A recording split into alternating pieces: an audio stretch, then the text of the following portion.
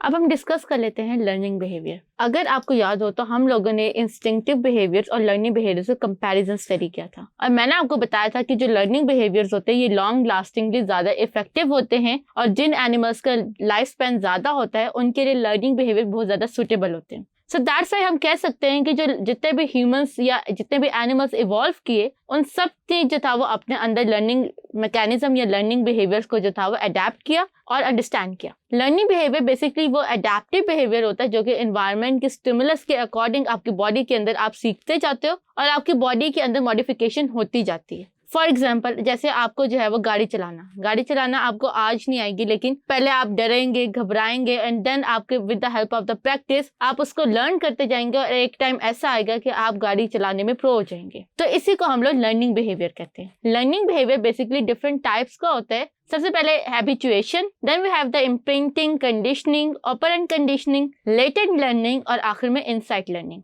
इन सब को हम लोग वन बाय वन डिस्कस कर लेते हैं। सबसे पहले बात करते हैं इम्प्रिंटिंग की। इम्प्रिंटिंग बेसिकली जो होता है ये आपके बर्ड्स के अंदर बहुत कॉमनली नजर आते हैं। जैसे आप अक्सर देखा होगा कि आपने टॉम एंड जेरीज में कि टॉम एंड जेरीज के अंदर जब हैचलिंग जो होता है वो हैच करता है, अंडे से जो होता है वो चूजा या कोई परिंदा निकलता है, तो वो अपने सामने आने वाली जो चीज होती है उसको फॉलो करना शुरू कर देता है। इसीलिए जब उसमें जो टॉम एंड जेरी के अंदर समटाइम्स ऐसा होता था कि जो टॉम को बर्ड जो होते थे वो अपनी मदर कंसीडर कर लेते थे। तो ये एक्सपेरिमेंट जो था वो साइंटिस्ट ने जितने भी बर्ड्स के ऊपर परफॉर्म किया तो सब ने जो था वो उनको जो पहली चीज नजर आती थी मूविंग, उसको वो अपनी मदर कंसीडर करके उसके पीछे पीछे जाते थे, उसको फॉलो करते थे। इस बिहेवियर को हम इम्प्रिंटिंग बिहेवियर कहते थे। साइंटिस्ट क्या करते थे कि जैसे ही अंडे से जो है वो चूजे निकलने वाले होते थे, वो लोग जो होता था वो उनकी मदर को रिमूव कर देते थे, उस सिनेरियो से या साइड से हटा देते थे और खुद मौजूद होते थे। और फिर वो जो बर्ड्स होते थे या वो जो परिंदे होते थे वो उन एनिमल को, उस ह्यूमन को जो था वो फॉलो करना शुरू कर देते थे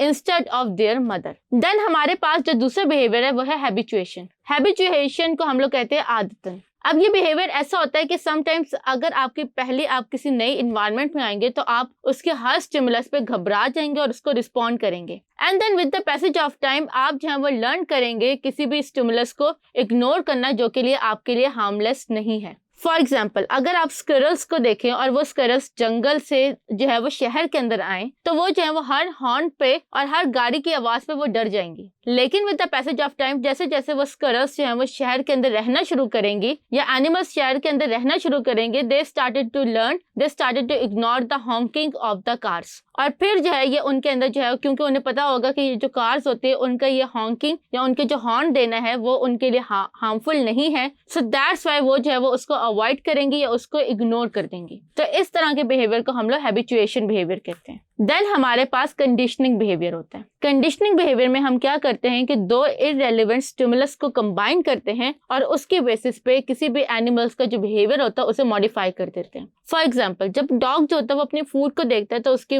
माउथ में जो होता है वो सलाइवा की प्रोडक्शन इंक्रीज हो जाती है। लेकिन जब उसके सामने बेल को रिंग किया जाएगा तो वो उसके लिए बॉडी के अंदर कोई खास चेंज नहीं लेके आता और वो उसे इग्नोर कर देता है।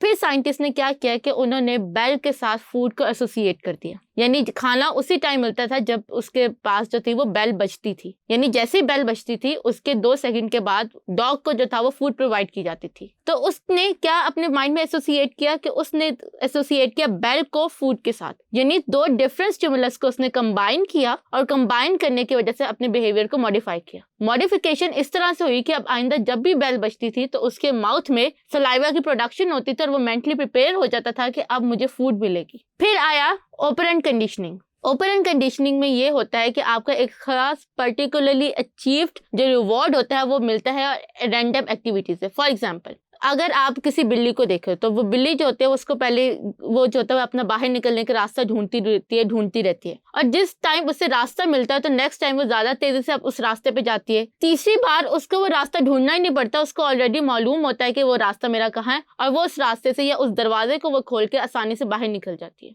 तो उसने एक रिवॉर्ड, बाहर जाने की रिवॉर्ड की वजह से अपने बिहेवियर को जो था वो मॉडिफाई किया। इस डायग्राम में साइंटिस्ट ने क्या किया कि उन्होंने एक लीवर को जो इस डायग्राम में साइंटिस्ट ने क्या किया कि उन्होंने एक रैट को जो था वो एक बॉक्स में बन के जिसके साथ लिवर अटैच कर दिया। अब वो जो रैट था उसने एक्सीडेंटली लिवर को प्रेस किया, तो उस लिवर को प्रेस करने की वजह से फूड जो थी वो अंदर आ गई बॉक्स के। सो दैट्स व्हाई उसने जो था वो बिहेवियर को लर्न किया कि जैसे ही मैं लिवर को प्रेस करूंगा मेरे पास जो है वो फूड अंदर आ जाएगी। तो इस तरह जो है ये हमारे पास ऑपरेंट कंडीशनिंग आती है। फिर आखिर में हमारे पास आती है लेटेंट लर्निंग। लेटेंट लर्निंग में जो एनिमल होता है वो रिस्पॉन्स करता है कि वो सीखता है कि एनवायरनमेंट से एक पर्टिकुलर स्टिमुलस से कैसे रिस्पॉन्स किया जाए विदाउट एनी पनिशमेंट और रिवॉर्ड। यानी आपने पिछले में देखा कि हमने जो था वो फूड जो थी वो रिवॉर्ड रखी थी। इस केस में हम लोग फूड रिवॉर्ड के तौर पे नहीं रखते। इस केस में क्या होता है कि एनिमल को छोड़ दिया जाता है और वो ढूंढता ढूंढता जो होता है वो अपनी मंजिल की तरफ फिरता है, लेकिन उस मंजिल के रास्ते में उसे अचानक से कोई रिवॉर्ड मिल जाए। तो क्योंकि ये रिवॉर्ड एक्सीडेंटली था तो उस रिवॉर्ड की वजह से उसने इस बिहेवियर को लर्न कर लिया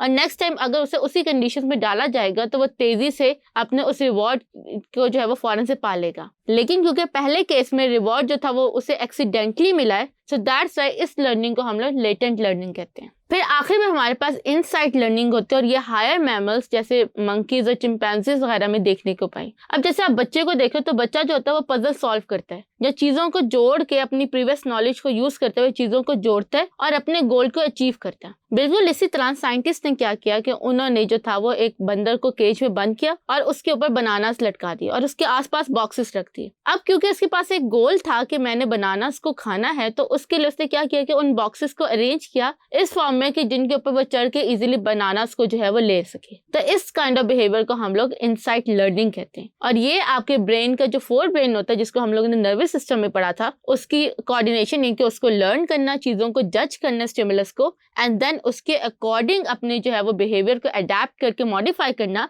just to achieve the goal. ये उस केस में जो होता है ये होता है। तो इसके साथ ही हमारा जो है वो चैप्टर कंप्लीट हो गया। आई होप आपको आज की पढ़ाई हुए टॉपिक्स अच्छी तरह से समझ आ गए होंगे। This is Laiba Tariq from tutorial.pk signing off. See you in the next video. Take care. Allah Hafiz.